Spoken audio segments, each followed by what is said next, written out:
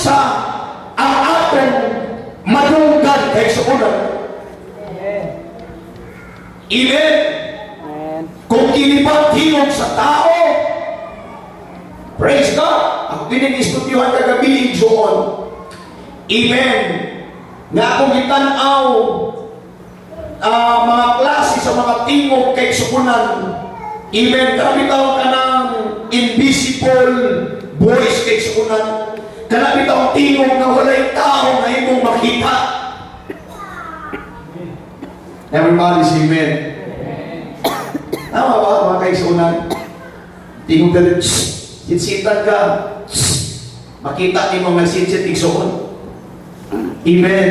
Isinsitan ko ni Mungka, klaro si Mungka ito. Diba? Pero kinitingog sa Biblia na walang tao makita kay suunan. Amen. Everybody say amen.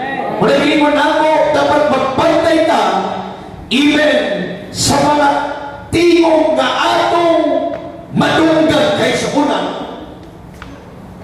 Everybody say praise the Lord. Praise the Lord. Like Samuel igsoon. Amen.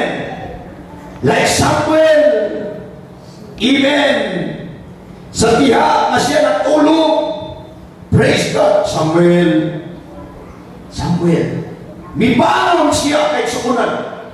Kung iyang giadto ang saserdote na mao si Eli kay suunan, o miingon siya, niya ko din karon.